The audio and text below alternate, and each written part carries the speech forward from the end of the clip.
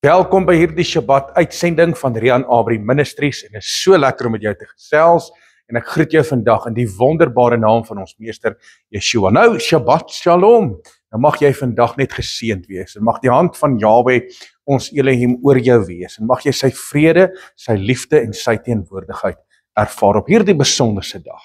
Ek wil met jou gesels vandag oor 'n baie belangrike aspek wat ek sien reg oor die wêreld besig is om pos te vat. Jy sien, want daar is verleiding en misleiding reg oor hierdie wêreld. So ek vra die vraag vandag, wat glo die wêreld oor Yeshua?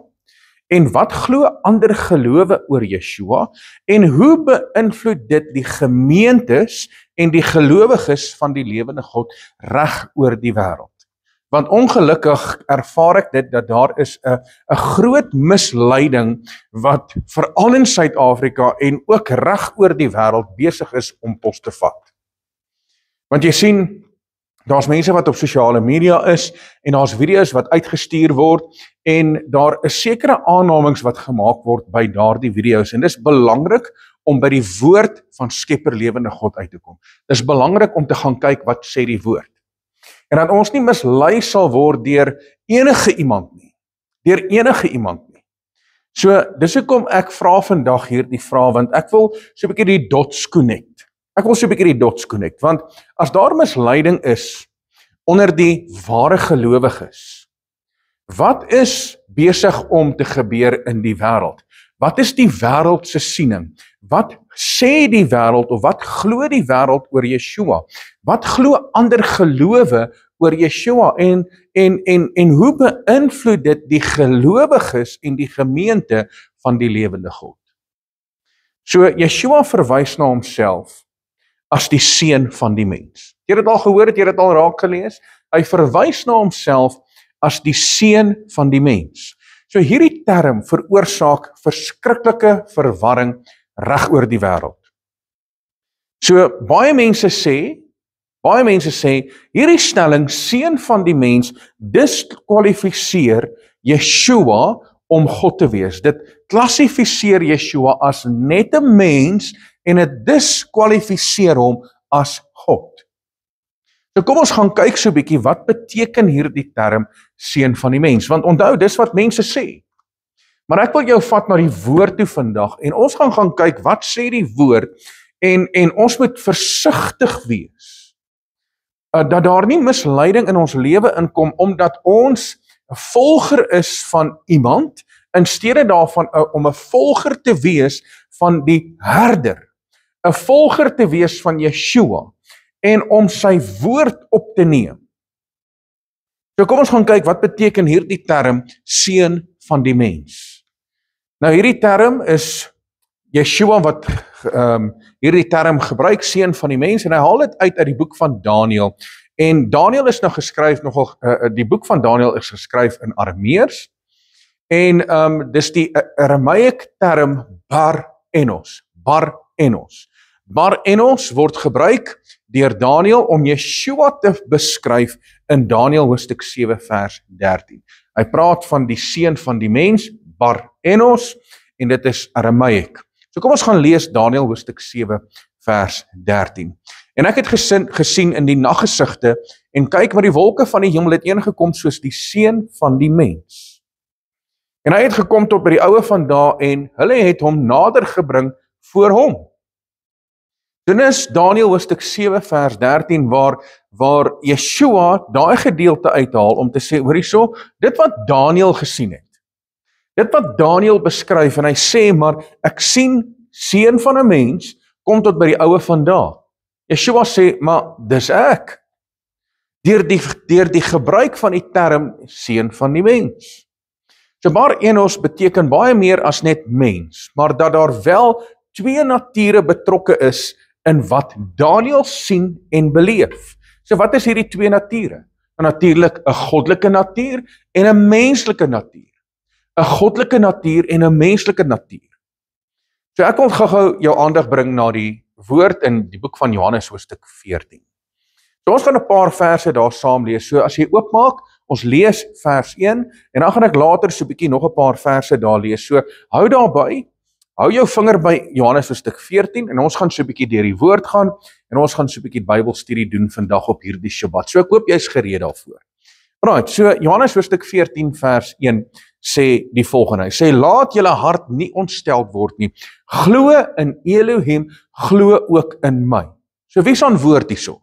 Dis Yeshua wat aan woord is. En die heel eerste stelling wat hy maak is hy sê ouens, moenie nou dat jou hart ontsteld word nie. Hoekom sê hy dit?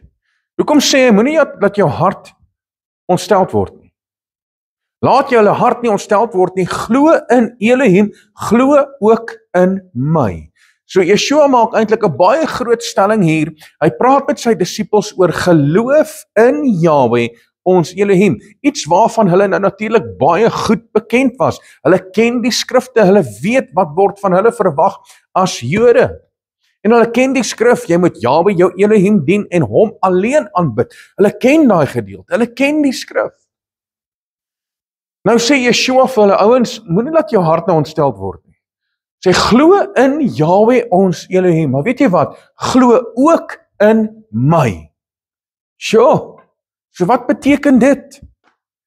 Dit beteken baie duidelik dat Yeshua sê, net soos wat julle in Yahweh glo, so moet julle ook in my glo. En nou wil ek jou 'n vraag vra, as jy nou gaan kyk na Yeshua, in al die evangelies, toe hulle hom beskuldig het, toe die Jode hom beskuldig het, waarvan het hulle hom beskuldig? Watter beskuldiging het die Jode vir Yeshua gegee dat hulle hom wou oorlewer en dat hulle hom wou doodmaak? Watter beskuldiging het hulle vir hom gegee? Was dit omdat hy genees het op die Shabbat? Was dit omdat hy die dooies opgewek het? Was dit oor die wonderwerke wat hy gedoen het? Watter beskuldiging het die Jode vir Yeshua gegee dat hulle hom wou oorlewer en doodmaak? Watter beskuldiging? Kan ek vir jou sê? Die beskuldiging van godslastering. En dat hy verklaar het dat hy God is. Dis die rede hoekom hulle hom wou doodmaak. Vir geen ander rede nie, hulle wil hom doodmaak omdat hy die verklaring gemaak het, hy die stelling maak en hy aan hulle openbaar, maar ek is God. Toe wil hulle hom doodmaak. Gaan kyk so 'n bietjie in die woord. Die oomblik wanneer die Fariseërs en die Sadduseërs klippe opgestel het om hom te stenig, toe vra hulle maar, hoorie so, oor watter goeie werk wil julle my nou stenig? Hy sê nee, dit gaan nie oor die goeie werke wat u doen nie. Dit gaan oor die feit dat u wat 'n mens is, u self God maak. So dis so duidelik in die skrif, dit wat Yeshua kon verklaar het. En die feit dat die godsdienstige Jode hom wou doodmaak, dat hy homself God maak, en nou sien die mense, maar hoorie so, hy is net 'n mens, hy is hier in vlees en bloed, en nou maak hy homself God, nee, ons moet hierdie ou stenig. Dis die beskuldiging wat hulle ingebring het in Yeshua. So is daar 'n koneksie tussen wat die Fariseërs en die Sadduseërs gedoen het, is daar 'n koneksie tussen wat die wêreld glo, en wat ander gelowe glo, en die misleiding wat tans onder gelowiges is. Is daar 'n koneksie? Ek wil vandag die dots connect. So, ek wil gou met jou gesels oor die wêreld se siening oor Yeshua. Wat is die wêreld se siening oor Yeshua? Kan ek gou vir jou gee? So Yeshua of Jesus Christus is wel 'n prominente historiese figuur, 'n goeie leraar van morele standaarde, 'n geestelike leier. Hy word wel nie gesien as die seun van God of ook as God nie, en ook nie die verlosser van die wêreld nie. Dit is die wêreldsiening oor Yeshua.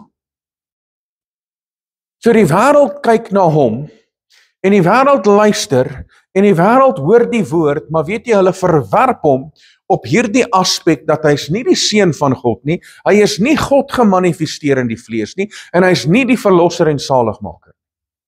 So hulle sal dalk erken, maar hoorie so, hy was 'n goeie mens, en hy's 'n historiese figuur, en hy's uit morele standaarde gehad, ensovoorts. Ons weet nou natuurlik dat die ateïste en die sataniste, hulle het nou natuurlik 'n ander siening. Die sataniste en die ateïste, hulle glo glad nie in Yeshua nie. Hulle glo nou natuurlik, die ateïste glo dat daar geen God bestaan nie. So hulle verwerp Yeshua ten volle. So, dis die wêreldsiening oor Yeshua, wat jy kan nie daarteen stry, dat hy wel hier was nie. Daar is genoegsame historiese bewyse, dat Yeshua op aarde was. Dat hy was gebore, dat hy in Jerusalem was. Daar is genoeg historiese bewyse, buiten die Bybel, dat Yeshua werklik iemand was. Maar jy sien, hulle verwerp hom as die seun van God, hulle verwerp hom as God, en hy is ook nie die verlosser en saligmaker van hierdie wêreld nie. Right, so wat is die Hindu geloof se siening oor Yeshua? So die Hindus glo nou natuurlik in baie gode. Hulle glo in Krishna, Ganesha, Vishnu, Shiva, Brahma, ensovoorts, ensovoorts. So hulle glo in baie verskillende gode. So dit is eintlik nie gode nie, maar dit is demone. So hulle sê hulle glo in klomp gode, maar dit is eintlik demone. So hulle glo nie dat Yeshua enigstens God is nie. Hulle glo Yeshua is 'n avatar soos Krishna of Boeddha. Hulle glo hy's 'n avatar. Nou as jy nou natuurlik weet, daar is 'n film wat oor die afgelope paar jaar uitgekom het oor Avatar. Nou Avatar is 'n Hindu konsep. Dis 'n Hindu konsep, dis in die Hindu geloof waar hulle praat van avatars. En so rukkie terug op Facebook het daar ook hierdie avatars opgekom, dat jy kan nou jou eie avatar kies, en dit is absoluut sy oorsprong kom van die Hindu gelowe af. So hulle glo dat Yeshua is net 'n avatar van Krishna, soos Krishna of soos Boeddha. Hulle glo hy is 'n sadhu. Wat beteken sadhu? Sadhu is 'n heilige man wat goeie morele leringe bring, en hy's 'n enlightened being. In ander woorde, iewers het hy enlightened geword, hy het seker maar gemediteer, en hy het seker nou maar 'n posisie bereik waar hy enlightened geword het, soos wat Boeddha en Krishna en al die ouens enlightened is, maar hulle verwerp hom as God. Hulle sê eintlik hy's 'n avatar soos Krishna of soos Boeddha. So wat is die moslim se siening oor Yeshua? Wat is die Islam geloof siening oor Yeshua? So die moslims glo dat hy is net 'n profeet van God. Soos baie ander profete, hulle glo wel in die maaglike geboorte, maar verwerp hom as God, of dat hy enige goddelike natuur gehad het. Hulle glo dat hy die Messias is, en dat hy wel gaan terugkeer aarde toe voor die oordeel.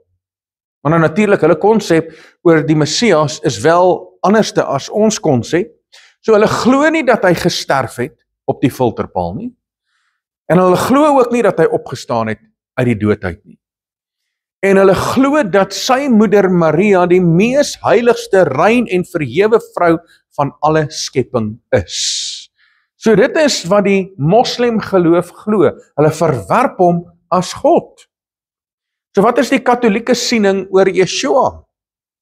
So die katholieke siening oor Yeshua, alhoewel hulle glo dat Yeshua die seun van God is, en ook God is, en dat hy die enigste weg na die Vader is, word die tradisies van die kerk eerste geplaas. So as jy gaan kyk wat glo die katholieke, dan sal hulle nou natuurlik alles lys uit die woord uit, waarin hulle glo, en dan is een van hulle punte, ons glo in die heilige katholieke kerk. The Holy Roman Church. Maar jy sien, die kerk gaan jou nie in die hemel kry nie. Ons glo nie in die eklesia of in die kerk nie.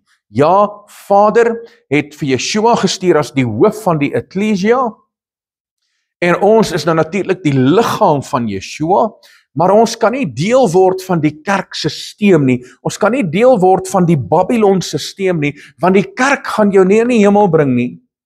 Dis alleen jou verhouding met Yahweh ons Elohim, dis alleen deur die bloed van die lam, wat jou nou natuurlik die gawe van die ewige lewe gaan gee. So hulle glo in die Holy Roman Catholic Church. Maar jy sien, ek en jy kan nie aan die kerk betrokke of gebonde wees nie. Nee, ons is wel in 'n gemeenskap, ons is wel in 'n gemeente, in 'n eklesia waar ons saamkom, saam met like-minded mense, mense wat die lewende God dien in gees en in waarheid. So die tradisies van die kerk word eerste geplaas. Wat is die tradisies van die kerk? Dis die verering en gebed na Maria. So hulle sê dat Maria is 'n middelaar en hulle bid tot Maria, maar hulle glo nog steeds dat Yeshua is God, maar hulle vereer en bid tot Maria. As nou natuurlik die baba doop en nêrens in die woord is daar enigstens gesag vir 'n baba doop nie, en daardie baba doop kry sy oorsprong nou natuurlik uit Babylon. En dan is daar purgatory, en wat is purgatory? Purgatory is wanneer iemand wat oorlede is, dan bid jy vir daai persoon, want hulle glo dat as daai persoon dit dalk nie gemaak het nie, en hy is dalk moontlik in die hel, dan kan jy daai persoon uit die hel uitbid in die hemel in, al is hy dood. En is nou natuurlik absoluut teen die woord van Skepper lewende God. So dis purgatory. So hulle bid eintlik vir die dooies. Dan is daar indulgences, en indulgences is waar jy betaal vir die sondes wat jy gedoen het, en ook nog gaan doen. So met ander woorde, hoe meer jy betaal, hoe minder sondes het jy, en hoe meer gaan jou sondes in die toekoms alreeds versoen word deur dit wat jy betaal. En dit is ook heeltemal teenstrydig met die woord. Ek betaal nie om my sondes vergewe te kry nie. Dit is 'n gawe van die lewende God, waar hy my kom skoon was deur die bloed van die lam. Halleluja! En dan is daar natuurlik die confessions waar ek by die priester kom en ek bely my sondes by die priester. En nou vergewe die priester my, en die priester sê vir my, hoor hierso, jy moet dit betaal en jy moet soveel Hail Marys doen, so jy moet by Maria kom en jy moet hierdie gebede doen, en dan is jou sonde weg. Sorry. Die woord sê baie duidelik, as ons sonde bely en laat staan, sal ons barmhartigheid ontvang. As ons sonde bely, hy is getrou en regverdig om ons sonde te vergewe en ons van alle ongeregtigheid te reinig. Ek het nie nodig om na 'n priester toe te gaan nie. Want jy sien, dis die Katolieke sisteem en dis hulle siening oor Yeshua. In ander woorde, eintlik in hulle tradisies en hulle optrede verwerp hulle Yeshua. Want hierdie is nou natuurlik 'n pagan religion, die oorsprong kom uit Babylon. En jy sien, hierdie gelowe en nou natuurlik die wêreld, moet alles verenig word onder een geloofstelsel. Hulle gaan almal verenig word onder een geloofstelsel. So kom ons connect gou die dots. As hulle Yeshua beskuldig het van godslastering, en hom tot dood toe veroordeel het daaroor, dink jy nie dat hulle dit vandag ook nog steeds doen nie? Dink jy nie dit gebeur vandag nog steeds nie? Ja, dit gebeur vandag nog steeds. Deur mense wat op sosiale media kom en hulle maak boodskappe en video's en hulle vat sekere skrifte en hulle haal dit uit konteks uit en hulle gebruik net 'n skrif om dan te verduidelik, maar jy sien, hy's nie God nie. Maar ek wil hê dat ons vandag na die totale woord sal kyk oor wat sê die woord, wie is Yeshua? Jy sien, ek wil vandag vir jou dit baie duidelik maak. Hy is wie die woord sê hy is. Hy is wie hy gesê het hy is. Jy sien, want Yeshua word weer voor die gereg gebring vandag en daar word weer doodsdreigemente uitgeroep van skare wat hom aanskou om te sê nee, maar hy's nie God nie, maak hom dood. Hy bring hierdie godslastering uit, so weet jy wat, ons gaan hom vernietig, ons gaan hom doodmaak, en ons gaan hom uithaal uit ons geloofssysteem. So kom ons gaan kyk na die woord, en ek wil hê dat jy saam met my moet lees, weer Johannes hoofstuk 14, en ons gaan so 'n paar verse verder lees. Johannes hoofstuk 14, ons lees vanaf vers 6. En Yeshua antwoord hom, ek is die weg, ek is die waarheid en die lewe. Halleluja, is dit nie pragtig nie, hy is die weg, die waarheid en die lewe. Niemand kom na die Vader behalwe deur my nie. As julle my geken het, sou julle my Vader ook geken het. En van nou af ken julle hom en het julle hom gesien. Filippus sê vir hom, Meester, toon ons die Vader en dit is vir ons genoeg. Yeshua sê vir hom, ek is al so lank al by julle, en het julle my nie geken nie? Filippus, hy wat my gesien het, het die Vader gesien, en hoe sê jy, toon ons die Vader? Mense, hierdie is so duidelik, dat Yeshua sê, hy sê tog in sy woord, hy sê, maar ek en die Vader is een, Johannes hoofstuk 10, Johannes hoofstuk 8, hy sê, maar ek en die Vader is een. Weet jy wat doen die Jode? Hulle tel klippe op, die godsdienstige Jode, die Fariseërs en die Sadduseërs, hulle tel klippe op, hulle wil hom doodstenig, en hy sê, maar hoekom? Hoekom wil julle my stenig? Vir wat 'n goeie werk? Nee, jy maak jouself wat 'n mens is, God. Sê maar, hoor hierso. Voor Abraham was, ek is. Hy sê dit. Hy so voor Abraham was, ek is. So hy verklaar eintlik wie hy is. Hy verklaar eintlik, maar dit was ek wat aan Moses verskyn het by die brandende bos, toe hy sê, ek is wat ek is. Hy verklaar dit. Hy sê die woord baie duidelik, hy sê, as jy my gesien het, het jy die Vader gesien. En nou kom Jesaja hoofstuk 9 vers 5, en hierdie is 'n amazing skrifgedeelte, wat praat oor Yeshua. En hy sê, want 'n kind is vir ons gebore, 'n seun is aan ons gegee, en die heerskappy is op sy skouers. Wat is op sy skouers? Heerskappy. Wat? Heerskappy. Ek sê dit weer, heerskappy is op sy skouers, en hy word genoem wonderbaar, raadsman, sterke Elohim, ewige Vader en vredevors. Loof sy naam. Ek meen, hoe meer duidelik wil jy dit hê? En ek kan nie verstaan dat mense nog steeds vasslaan teen die konsep dat hy is nie God gemanifesteer in die vlees nie. Ek kan dit nie verstaan nie, maar jy sien, dieselfde gesindheid wat geheers het, toe Yeshua hier op aarde was, heers vandag ook. Want ek gaan vandag die dots connect, dit wat al die gelowe doen, en die wêreldsiening oor Yeshua, is besig om pos te vat, ook onder gelowiges. En daar's 'n rede daarvoor. Daar's 'n rede daarvoor. Lees weer vir jou Daniël hoofstuk 7 vers 13, maar ek lees vers 14 by. En ek het gesien in die naggesigte. En kyk, met die wolke van die hemel het een gekom soos die seun van 'n mens. En hy het gekom tot by die oue van dae. En hulle het hom nader gebring voor hom, en aan hom is gegee heerskappy en eer en koningskap, en al die volke en nasies en tale het hom vereer. Halleluja! Wat doen jy wanneer jy iemand vereer? Wanneer ek Vader vereer, dan aanbid ek hom. So dis so eenvoudig soos dit. Wat doen 'n mens wanneer jy iemand vereer? Ek vereer die skepper van hemel en aarde. Ek vereer Yeshua, want hy is my verlosser, my saligmaker, en hy is nou natuurlik God gemanifesteer in die vlees. Nou gaan die woord verder, hy sê, sy heerskappy is 'n ewige heerskappy wat nie sal vergaan nie, en sy koninkryk een wat nie vernietig sal word nie. Halleluja! So dit wat Jesaja 9 vers 5 sê, oor Yeshua, gebeur in Daniël hoofstuk 7. Gebeur in Daniël hoofstuk 7. Kyk wat sê Jesaja hoofstuk 44 vers 6, en hierdie is 'n noodsaaklike skrif, en hierdie moet jy merk in jou Bybel. Hier is 'n noodsaaklike skrif. Jesaja 44 vers 6. So sê Yahweh.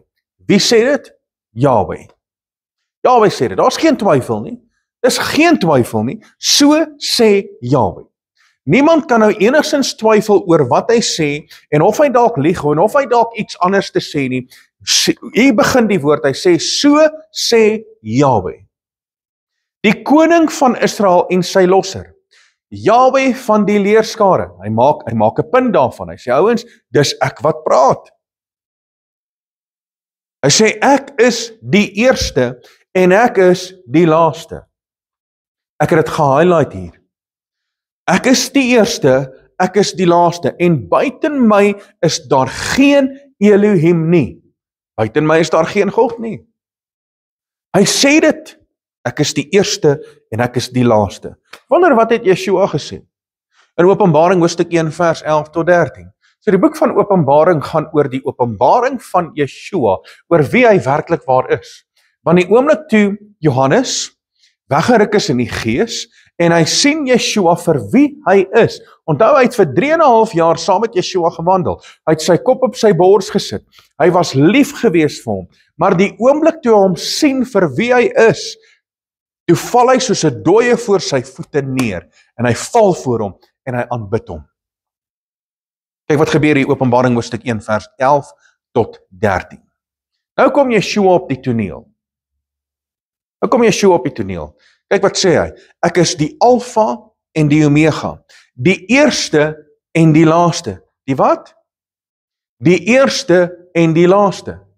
Ek sê dit weer, die eerste en die laaste. Presies wat Jesaja hoofstuk 44 vers 6 sê, presies dit wat Jahwe sê, kom sê Yeshua, hy sê ek is die eerste, ek is die laaste. En skryf wat jy sien in 'n boek en stuur dit na die 7 gemeentes wat in Asië is. Nou sê Johannes, toe draai ek my om, want hy hoor hierdie stem. Hy hoor hierdie stem wat met hom praat. Hy sê, toe draai ek my om te sien watter stem met my gespreek het, en toe ek omgedraai het, sien ek 7 goue kandelare, en tussen die 7 kandelaars, een soos die seun van 'n mens, met 'n kleed aan, wat tot op die voete hang, omgord om die bors met 'n goue gordel. Halleluja! Dit wat Daniël gesien het, sien Johannes. En Yeshua kom op die toneel en hy maak eintlik die verklaring, hy sê ek is die eerste en ek is die laaste. En hy sien, maar hoor hierso, dis een soos seun van 'n mens. So presies dit wat Yeshua die verklaring gemaak het oor wie hy is, hy sê maar ek is die seun van die mens. So wat beteken dit? En ek het vir jou gesê in die begin, dit beteken bar enos, beteken ek het 2 nature, ek het 'n goddelike natuur en ek het 'n menslike natuur. Dis wat dit beteken. So hoekom is daar 'n aanval op Yeshua se goddelikheid? Hoekom? Hoekom is daar vandag 'n aanval op Yeshua se goddelikheid? Kan ek vir jou sê? Om 'n een wêreld geloof te bevestig. Om 'n een wêreld geloof te bevestig is die grootste probleem Yeshua. Want jy sien, as Yeshua daar is, dan gaan die wêreld nie die anti-kris aanvaar nie. As die Hindu saam wil sit in die een wêreldstelsel, dan kan Yeshua nie God wees nie. As die moslim wil saam sit in 'n een geloofstelsel, dan kan Yeshua nie God wees nie. En jy sien, as die katolieke, wat natuurlik die een wêreldstelsel dryf, as hulle dan almal bymekaar wil bring, onder 'n een wêreldstelsel, onder 'n een geloofstelsel, dan is Yeshua, wat God nou natuurlik gemanifesteer in die vlees is, die grootste probleem van al die gelowe. Grootste probleem. Dis hoekom die aanval van Yeshua se goddelikheid vandag so erg is. Dis hoekom. Om 'n een wêreld geloof te bevestig is die grootste probleem wat hulle het, Yeshua. Want jy sien, die wêreld gaan hom nie aanvaar nie. Die Hindu gaan hom nie aanvaar nie. Die moslim gaan hom nie aanvaar nie. En die Jood gaan hom ook nie aanvaar nie. Dis 'n uitgemaakte saak. So met ander woorde, jou Jode, jou moslims, jou Hindus, jou Boeddhis, jou ateïs, die wêreld en al hierdie verskillende gelowe, jou New Age stelsel, alles gaan by mekaar moet kom, en die grootste probleem wat dit verhoed om verenig te word, is Yeshua en sy goddelikheid. Dis die grootste probleem. Dis hoekom daar vandag ook onder ware gelowiges hierdie aanval kom om te sê, maar hy's nie God nie. Mense, ek het vir jou skrif gegee en ek gaan net nou vir jou nog skrif gee, wat dit so duidelik maak wie hy is. Jy kan dit gaan uithaal van Genesis tot by Openbaring, wat hy homself kom verklaar wie hy is. Ek meen die woord sê dit so mooi in die boek van Kolossense, hy sê dat Yeshua is die beeld van die onsienlike God. Hy is die beeld van die onsienlike God.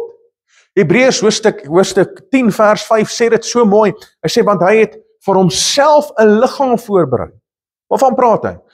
Hy praat van Jahwe ons Elohim, wat afgekom het aarde, toe hy het vir homself 'n liggaam voorberei, met ander woorde, hy moes gebore geword het, hier op aarde, uit die maagd uit, hy het vir homself 'n liggaam voorberei, en daardie liggaam is Yeshua. Want jy sien die offers van bokke en stiere en kalwers en die bloed van diere kon onmoontlik nie voldoen in die ware offer wat nodig was nie.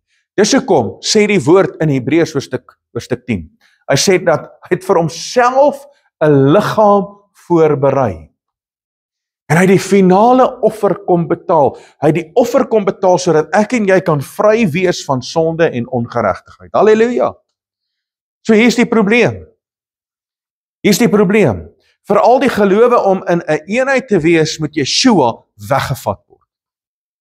Want jy sien, die Jood aanvaar hom nie. Hulle het hom nie aanvaar daardie tyd nie, hulle aanvaar hom nie nou nie. Want jy sien, hulle het hulle sienswyse en hulle het hierdie sluiers oor hulle oë. En wanneer hulle die Ou Testament lees, sê die woord dat daar is sluiers oor hulle. En totdat daai sluiers weggeruk word, gaan hulle nie Yeshua aanvaar nie. Daar is wel Jode wat tot bekering kom en daar is Messiaanse Jode wat amazing is. Dis wonderlik en ek eer Abba daarvoor. Maar die oorgrote meerderheid van Jode aanvaar nie Yeshua nie. Die moslems aanvaar hom nie. Die hindoes aanvaar hom nie. Die wêreld aanvaar hom nie. Totdat hy gewys word wie hy werklik waar is. Dit is die grootste probleem wat die wêreldstelsel het om 'n een wêreldstelsel in te bring en 'n een geloofstelsel is Yeshua. So ons moet Yeshua se goddelikheid in gedrang bring. Met ander woorde, ons moet hom totaal verwyder, want as hy God is, dan gaan die gelowe nie verenig nie. Nou wil ek jou gou bring na die woord, na 2 Tessalonisense hoofstuk 2, en hier is 'n paar amazing dinge wat hier plaasvind. Kom ek bring gou jou aandag daarop. 2 Tessalonisense hoofstuk 2 vers 1 begin, en Paulus skryf en hy sê aangaande die wederkoms van Yeshua en ons vereniging met hom. In ander woorde, dit praat oor sy koms, wanneer hy gaan kom, en wanneer ons verenig gaan word, met ander woorde, ons word opgerig, en ons ontmoet hom in die lig, volgens 1 Tessalonisense hoofstuk 4 vers 16, 1 Korintiërs hoofstuk 15, 51, en dan natuurlik Matteus hoofstuk 24 vers 29 tot 31. So dit is daai gedeelte. So aangaande die wederkoms van Yeshua en ons vereniging met hom, is daar dinge wat ons baie aandagtig na moet kyk en luister. So voordat dit gaan gebeur, is daar eers 'n openbaring van die anti-kris. Dis wat gaan gebeur. Nou kom ek by vers 3. Laat niemand julle op enige manier mislei nie. Ouens, hierdie is belangrik. Ons kan nie nou mislei word deur mense wat sekere aannames maak oor wie Yeshua is en dit totaal verkeerd kry om te sê nee, jy moet nou Yeshua verwerp as God. En dan maak hulle godslasterlike uitlatings oor wie Yeshua is, dat ek sit met my hande in my hare en ek dink, hoe kan mense dit doen? Weet jy hoe? Hulle die gees van die anti-kris. En wanneer die gees van die anti-kris in mense posvat, dan is daar 'n groot probleem. Want jy sien die woord sê in die boek van 1 Johannes hoofstuk 4, as jy hom verwerp, dat Yeshua in die vlees gekom het, en dan het jy die gees van die anti-kris. Kom ons gaan lees. Laat niemand julle op enige manier mislei nie, want eers moet die afval kom en die mens van sonde geopenbaar word. Okay, so wat se afval kom? Kan ek vir jou sê wat se afval? 'n Afval van die geloof. En ons sien dit vir die afgelope paar jaar, hoe daar reg oor die wêreld, veral in Suid-Afrika, maar ook reg oor die wêreld, hierdie afval besig is om te gebeur, waar mense wegdraai van Yeshua. Hulle wegdraai van hom. En nou as ek wil dit baie duidelik maak. Yes, ons moet Jahwe ons Elohim aanbid in gees en in waarheid. Ons moet terugkeer na sy woord. Ons moet sy gebooie, sy insettinge en sy verordeninge onderhou. Maar weet jy wat? Ek moet gewas word deur die bloed van die lam. En deur sy bloed kry ek die gawe van die ewige lewe. Deur sy verlossing word dit in my hart geskrywe, op my hart. En is belangrik om nou gehoorsaam te wees. En as ek gehoorsaam is aan die woord en ek is gehoorsaam aan Yeshua, dan weet ek mos ek gaan die gawe van die ewige lewe beerwe. Maar ek kan nie Yeshua verwerp as God nie, want hy is my verlosser. Hy is die perfekte offer. Die perfekte offer. En hy het my lewe kom versoen vanweë sy bloed. Halleluja. So ek kan nie hom verwerp nie. So eers moet die afval kom. Wat se afval kom? Waar mense wegdraai van Yeshua. Die seun van die verderf, die teestander wat hom verhef bo al wat Elohim genoem word of 'n voorwerp van aanbidding is. Sodat hy in die tempel van Elohim as Elohim sal sit en voorgee dat hy Elohim is.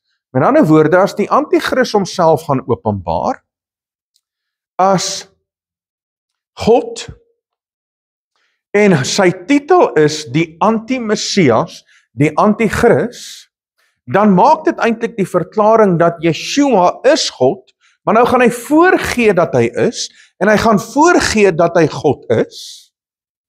So hy gaan voorgee dat hy soos Yeshua is, en aanbiddingswaardig is, en dat hy homself 'n voorwerp van aanbidding maak.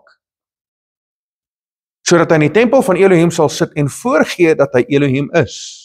Onthou julle nie dat ek dit altyd vir julle gesê het, toe ek nog by julle was nie. En nou, julle weet wat hom teehou. Kom ek vra gou die vraag. Wat hou die anti-kris terug?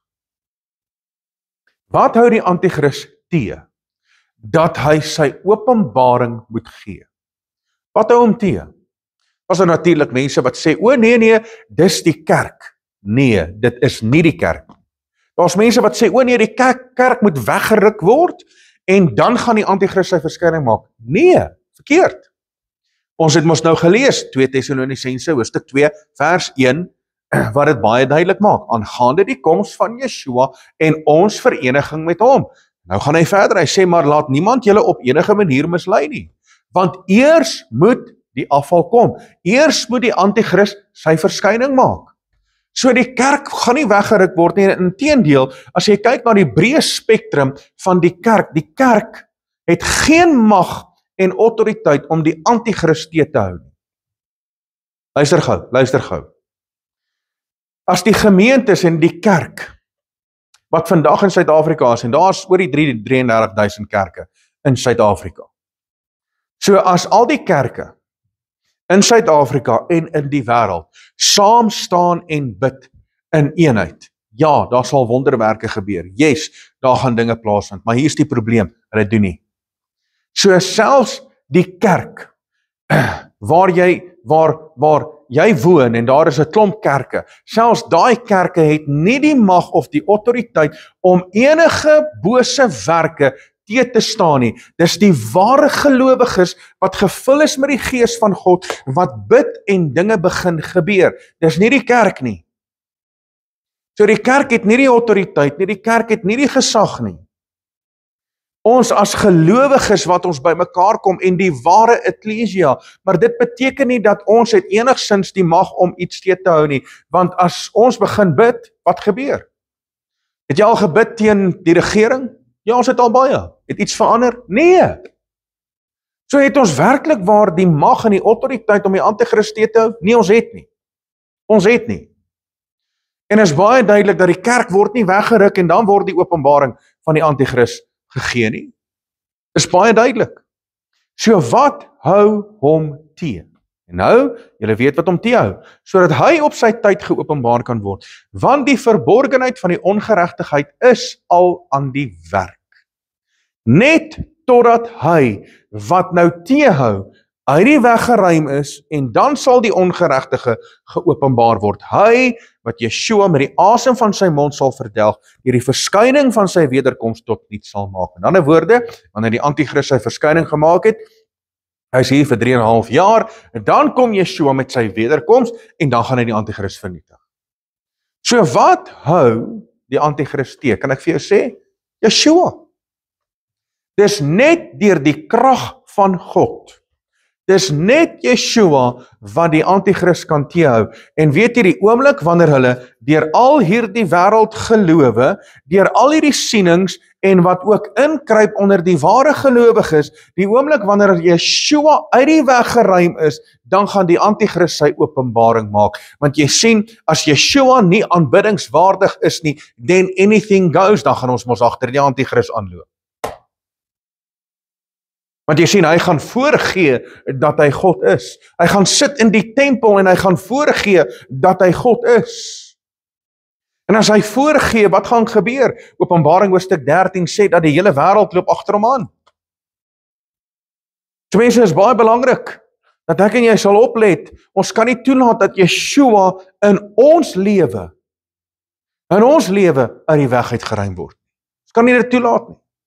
Yes, daar's dinge wat gaan gebeur en ja, die eindtyd is naby en ons is alreeds in die laaste dae en daar is dinge wat gaan gebeur, maar ek en jy moet vashou aan die onwankelbare hand van ons meester Yeshua. Ek wil gou vir julle 'n skrif lees hier in Johannes hoofstuk 9 en hiermee wil ek afsluit. Johannes hoofstuk 9. Ek wil vir julle 'n skrifgedeelte lees. Ek lees dit uit die Bybel uit. Lees dit uit die Bybel uit. Merk dit in jou Bybel. Ek het my Bybel hier voor my. En ek wil dit lees uit die Bybel uit. Johannes hoofstuk 9 vanaf vers 35. Kyk wat sê die woord.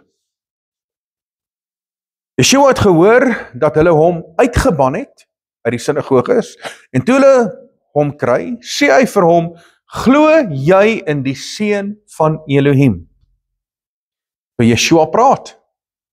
Yeshua is aan die woord. Toe hy hom gekry het, sê hy vir hom: "Glo jy in die seun van Elohim?" Hy antwoord en sê: "Wie is hy, meester, dat ek in hom kan glo?" En Yeshua sê vir hom: "Jy het hom gesien, en hy wat met jou spreek, dit is hy." Toe sê hy: "Ek glo, meester," en hy het hom aanbid. Halleluja! Hier sê die woord baie duidelik, en hy het hom aanbid. Met ander woorde, Yeshua sê, ek is die seun van Elohim. Ek is die een waarin jy moet glo. Ek is die een op wie jy moet vertrou. Ek is die eerste en die laaste, ek is die weg en die waarheid. En toe hy dit sê, toe sê hy, nee, ek glo, en hy het hom aanbid. In ander woorde, hy het voor Yeshua geval, en hy het Yeshua geaanbid. Kyk wat sê Yeshua. En Yeshua sê, tot 'n oordeel het ek in hierdie wêreld gekom, sodat die wat nie sien nie, mag sien, en die wat sien, blind mag word. Halleluja, so het Yeshua hom enigstens gestop om hom te aanbid? Nee. Hy het eintlik gesê, ouens, vir hierdie rede, ek het tot oordeel gekom in hierdie wêreld. En weet jy wat, die mense wat nie wil sien nie, wat nie sien nie, dat hulle blind sal wees, en die wat wil sien, dat hulle sal sien. En jy sien, ongelukkig is daar mense wat blind is in terme van die woord, en hulle hardloop agter die leuen aan, en almal glo die leuen. En ek sit met my hande in my hare, want ek kom agter, daar is soveel misleiding oor Suid-Afrika, waar mense nie die woord wil glo nie. Ouens, dit is so duidelik.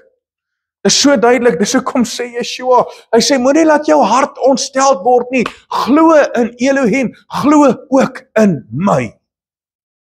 Glo in Elohim, glo ook in my, moenie toelaat dat jy mislei word, en dat daar verleiding in jou lewe kom nie, moenie toelaat dat jou hart ontsteld word nie, want glo in Elohim, en glo ook in my.